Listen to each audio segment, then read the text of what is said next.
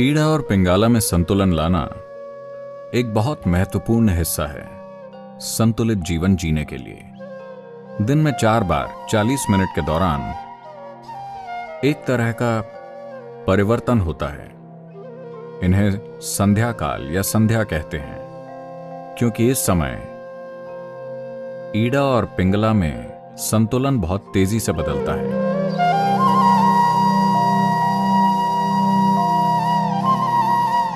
योगिक परंपरा में इसे इस तरह देखते हैं, शरीर और मन जैसी कोई चीज नहीं होती। भौतिक शरीर होता है, मानसिक शरीर होता है, ऊर्जा शरीर होता है। ऊर्जा शरीर में 72,000 नाड़ियां शामिल होती हैं। जब हम नाड़ी कहते हैं तो इसका मतलब है एक चैनल या रास्ता। नाड़ी का मतलब कोई नस नहीं है।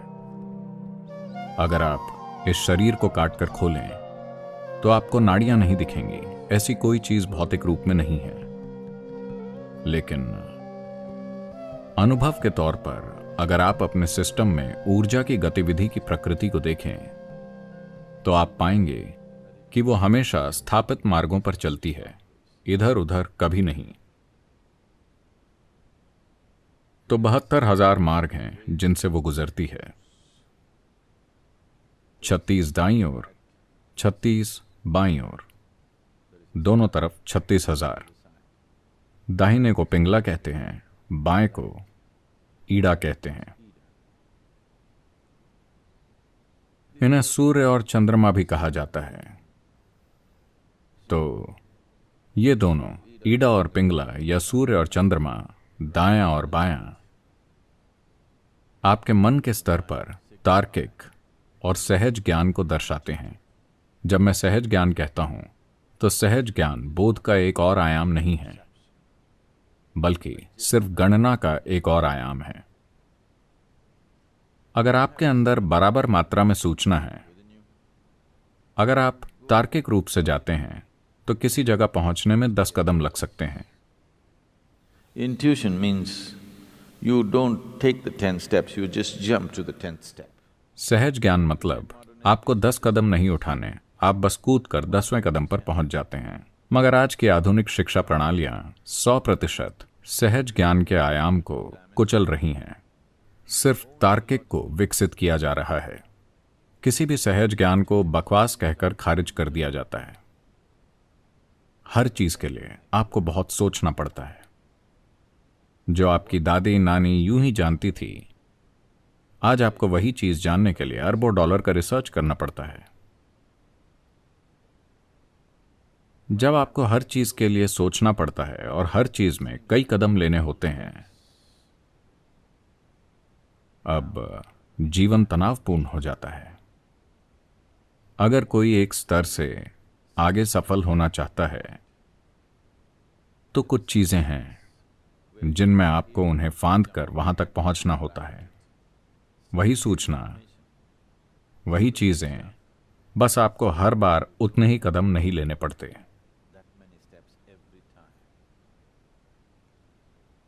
ये जीवन को तनावपूर्ण बना देता है, क्योंकि ये ऐसा है जैसे आप अपनी कार 2 पहियों पर चला रहे हों। बाकी दोनों पहिए खाली और सुरक्षित हैं। मैं नहीं जानता कि कब इस्तेमाल के लिए, पर 2 पहिए जो आप इस्तेमाल कर रहे हैं उन पर भारी दबाव पड़ेगा। तो योगिक प्रणाली में सहज ज्ञान की अहमियत उतनी ही महत्वपूर्ण है जितनी तार्किक की। तो ईड़ा और पिंगला में संतुलन लाना एक बहुत महत्वपूर्ण हिस्सा है संतुलित जीवन जीने के लिए। खुद को जटिल स्थितियों में आसानी से चलाने में सक्षम होना तभी संभव है जब आपके मन का सहज ज्ञान संबंधी आयाम पर्याप्त विकसित हो।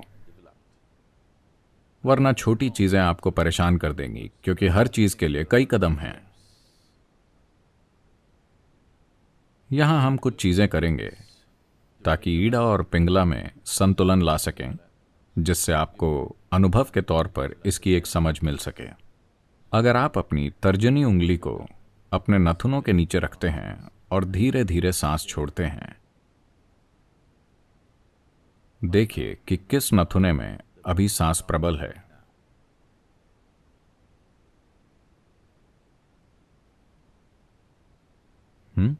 कितनों का दाहिना है?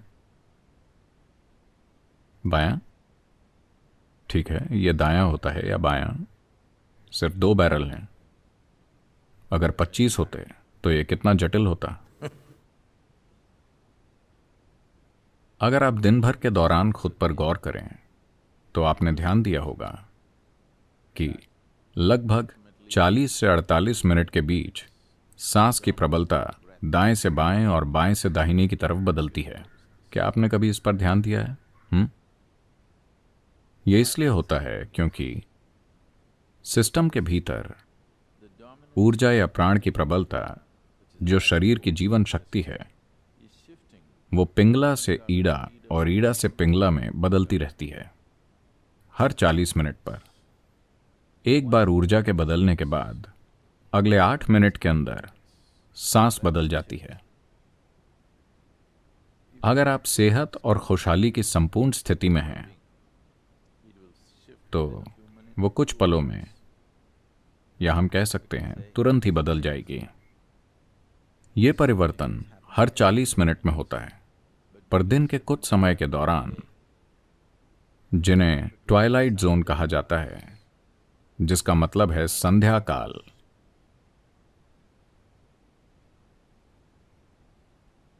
सूर्योदय से 20 मिनट पहले, सूर्योदय के 20 मिनट बाद। ओ ठीक है सदगुरु, अगर कोई दूसरा समय है तो बताइए। दोपहर से 20 मिनट पहले, दोपहर के 20 मिनट बाद, सूर्यास्त से 20 मिनट पहले, सूर्यास्त के 20 मिनट बाद, आधी रात से 20 मिनट पहले और आधी रात के 20 मिनट बाद। 40 मिनट के दौरान दिन में 4 बार एक तरह का परिवर्तन होता है। इन्हें ट्वाइलाइट जोन या संध्या कहते हैं, क्योंकि इस समय ईड़ा और पिंगला में संतुलन बहुत तेजी से बदलता है। क्योंकि वो आपके अंदर तेजी से बदल रहा है, इस समय उसमें संतुलन लाना बहुत आसान है। एक हद तक दुनिया में लगभग हर कहीं किसी भी आध्यात्मिक प्रक्रिया या साधना का मतलब है सुबह शाम। संध्या आध्यात्मिक साधना का पर्याय बन गई है। वो समय कई साधनाओं का पर्याय हो गया है। तो ईड़ा और पिंगला में संतुलन लाना एक इंसान के संतुलित विकास के लिए महत्वपूर्ण है।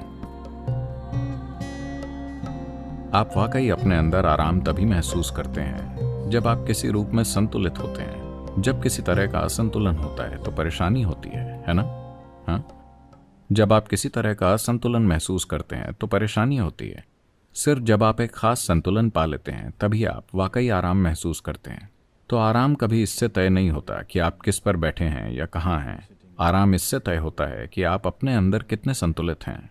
How balanced you are within yourself. ये मूलभूत आराम जो हर इंसान में होना चाहिए, दुर्भाग्य से कई सारे लोग उससे वंचित हैं। एक जगह पूरी सहजता से सिर्फ बैठना अभी अधिकांश लोगों के साथ नहीं हो पाता है ना? बस आराम से बैठना पूरी सहजता से, ये नहीं होता। तो जब ईज यानी आराम नहीं है तो ये डिसीज है। चाहे आपने मेडिकल जांच कराई हो या नहीं, ये एक बीमारी है।